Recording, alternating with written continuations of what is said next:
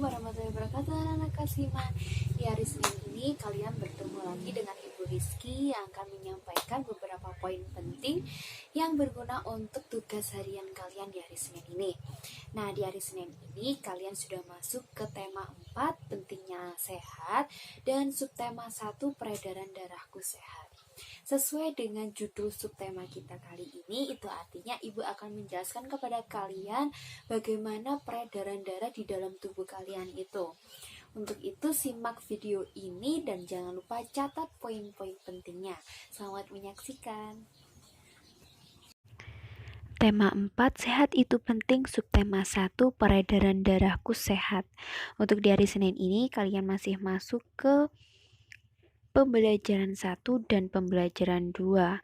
Dan ada 5 hal poin penting yang akan Ibu jelaskan kepada kalian, yaitu yang pertama, organ peredaran darah manusia, gambar organ peredaran darah manusia, cara kerja organ peredaran darah manusia, perbedaan antara pembuluh nadi dan pembuluh vena, dan yang terakhir interaksi sosial. Langsung saja kita masuk ke poin pertama, yaitu peredaran darah manusia. Di sini ada gambar tentang peredaran darah kalian. Nah, di nomor 1, serambi kiri itu berfungsi untuk menerima darah bersih dari paru-paru. Selanjutnya dia masuk ke yang nomor 2, yaitu bilik kiri. Fungsi bilik kiri yaitu memompa darah bersih ke seluruh tubuh. Di nomor 3 itu ada yang namanya bilik kanan. Fungsinya memompa darah kotor dari jantung menuju paru-paru. Yang keempat, serambi kanan berfungsi menerima darah kotor dari seluruh tubuh. Yang kelima, yaitu ada arteri pulmonalis yang berfungsi membawa darah yang banyak dan mengandung CO2 ke paru-paru. Yang keenam, paru-paru menyuplai oksigen ke dalam darah. Yang ketujuh yaitu vena pulmonalis. Fungsinya yaitu mengalirkan darah yang kaya akan oksigen atau O2 dari paru-paru menuju jantung. Yang kedelapan itu adalah arteri sistematik. Fungsinya yaitu mengalirkan darah ke seluruh tubuh. Yang kesembilan yaitu kapiler darah pada manusia. Yang terakhir, yang ke-10 ada vena sistemik yang berfungsi membawa penuh karbon dioksida atau CO2 ke serambi kanan jantung. Nah, anak-anak, pada tubuh manusia itu darah beredar dengan bantuan alat peredaran darah. Sistem peredaran darah dalam tubuh manusia merupakan sebuah mekanisme di mana darah diangkut ke berbagai bagian tubuh. Peredaran darah merupakan proses penting yang memiliki fungsi untuk mengangkut CO2 dan sari makanan ke seluruh tubuh, serta mengangkut CO2 dan sampah metabolisme dari seluruh tubuh. Selain itu, fungsinya yaitu melawan bibit penyakit yang masuk di dalam tubuh serta melakukan penutupan saat terjadinya luka. Darah dapat mengalir ke seluruh tubuh itu dikarenakan di dalam tubuh terdapat alat yang dapat mengedarkan darah ke seluruh tubuh, yaitu alat atau organ peredaran darah. Organ peredaran darah di dalam tubuh manusia itu meliputi jantung yang berfungsi untuk memompa darah dan pembuluh darah yang berfungsi sebagai saluran tempat darah beredar. Selanjutnya, kalian harus mengetahui cara kerja darah di dalam tubuh kalian itu seperti apa. Jadi, sistem peredaran darah di dalam tubuh manusia itu dibagi menjadi dua. Ada peredaran darah besar dan ada peredaran darah kecil. Kita akan membahas terlebih dahulu yang peredaran darah besar. Darah dari jantung menuju ke seluruh tubuh dan kembali ke jantung, itu yang besar. Sistem peredaran darah ini dimulai ketika darah mengangkut O2 dipompa oleh bilik kiri menuju ke seluruh tubuh manusia melalui aorta atau arteri sistemik. darah dari tubuh yang sudah masuk tidak mengandung oksigen akan kembali ke serambi kanan dibawa oleh vena sistemik. Selanjutnya ada peredaran darah kecil. Peredaran darah kecil dari jantung ke paru-paru dan kembali ke jantung. Peredaran darah besar dan peredaran darah kecil yaitu jika di peredaran darah besar ke seluruh tubuh, jika di peredaran darah kecil dia menuju paru-paru saja lalu kembali ke jantung. Untuk peredaran darah kecil ini dimulai saat darah mengandung CO2 di bilik kanan, dipompa dan dialirkan oleh pembuluh arteri pulmonalis menuju paru-paru. Di paru-paru terjadi difusi gas yang pada akhirnya mengubah kandungan CO2 di dalam darah sehingga menjadi O2 saat keluar dari paru-paru. Nah, ini adalah tabel dari perbedaan antara pembuluh vena dan pembuluh arteri. Sebelum itu, Ibu akan menjelaskan terlebih dahulu apa itu pembuluh darah vena dan pembuluh darah arteri. Pembuluh darah vena yaitu biasanya kita kenal sebagai pembuluh balik.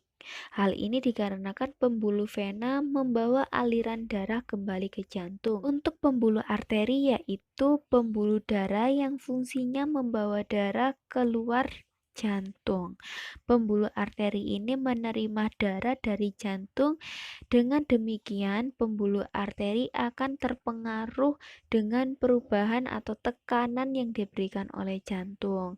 Tapi meskipun begitu, pembuluh arteri mampu bertahan dan meredam kenaikan tekanan darah yang diterima saat jantung berkontraksi. Hal ini disebabkan oleh pembuluh nadi memiliki struktur dinding yang kuat, tebal, dan elastis. Di sini bisa kalian lihat perbedaan antara arteri dan vena. Mulai dari letaknya, fungsi dinding pembuluh, kandungan O2, CO2, bagaimana aliran darahnya, bagaimana denyut dan katupnya, dan masih banyak lagi bisa kalian lihat pada tabel ini. Nah, untuk materi selanjutnya kita akan membahas tentang interaksi sosial. Anak-anak, interaksi sosial itu menunjukkan hubungan sosial yang menyangkut hubungan antara individu dengan kelompok dan kelompok dengan kelompok. Tanpa adanya interaksi sosial, maka tidak mungkin adanya kehidupan bersama. Proses sosial adalah suatu interaksi atau hubungan timbal balik yang saling mempengaruhi antar manusia yang berlangsung di dalam masyarakat. Proses interaksi dapat terjadi secara berlangsung maupun tidak langsung.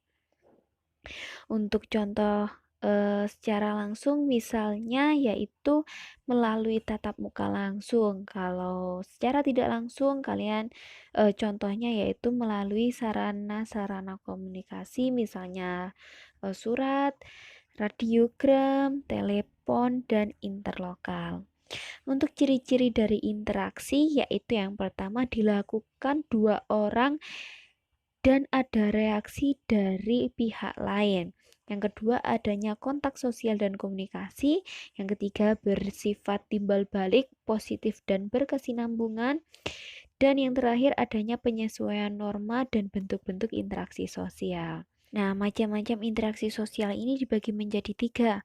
Ada interaksi sosial di dalam lingkungan keluarga, interaksi sosial di lingkungan masyarakat, dan interaksi sosial di lingkungan sekolah. Kalau interaksi di dalam lingkungan masyarakat yaitu seperti ini anak-anak. Keluarga itu kan terdiri dari ayah, ibu, dan anak. Nah, mereka itu merupakan kesatuan sosial terkecil. Tetapi terkadang di dalam keluarga terdapat anggota lain seperti kakek, nenek, paman, bibi, dan lain sebagainya. Dalam kehidupan sehari-hari dapat kita saksikan interaksi sosial yang dilakukan oleh anggota keluarga tersebut dengan status dan norma yang dianut. Interaksi terjadi melalui saling menyapa, saling berbicara, bertukar cerita, maupun menggunakan bahasa-bahasa isyarat. Seorang anak itu harus mematuhi dan mengikuti serta menghormati anggota keluarga yang lebih tua, terutama ayah ibu kalian. Dengan demikian, yang lebih tua harus memberikan contoh dan membimbing serta menyayangi kepada yang lebih muda. Interaksi sosial di dalam keluarga ini Interaksi sosial dalam keluarga terkadang dijumpai adanya perbedaan pendapat atau kontravensi, dan mungkin terjadi pertentangan atau konflik di antara anggota keluarga. Nah, perbedaan dan pertentangan di dalam keluarga apabila disikapi dengan baik, maka masalah tersebut akan terselesaikan secara dewasa. Selanjutnya ada interaksi sosial di lingkungan masyarakat. Interaksi sosial di lingkungan masyarakat ini sangat beragam sesuai dengan status dan peranannya masing-masing. Interaksi dapat berlangsung di pasar, di jalanan, di lapangan, di kantor, dan tempat peribadahan. Interaksi sosial ini meliputi hubungan antar tetangga, antar warga masyarakat, dan warga lainnya. Bentuk interaksi ini dapat berupa kerjasama gotong royong dan dapat juga berupa persaingan, kontravensi, ataupun pertentangan. Yang terakhir ada interaksi sosial di lingkungan sekolah. Di lingkungan sekolah terjadi interaksi sosial antar komponen-komponen pendukung yang memiliki status yang berbeda, misalnya kepala sekolah, guru, siswa, pegawai tata usaha, pengelola usaha, dan komponen lainnya. Masing-masing komponen menjalankan fungsi sesuai dengan statusnya. Misalnya, kepala sekolah yang mempunyai tanggung jawab atas seluruh aktivitas sekolahnya. Oke, itu saja materi yang bisa Ibu berikan di hari Senin ini. Jangan lupa kalian harus mengerjakan tugas yang telah Ibu berikan. Semangat belajar anak-anak kelas 5. Wassalamualaikum warahmatullahi wabarakatuh.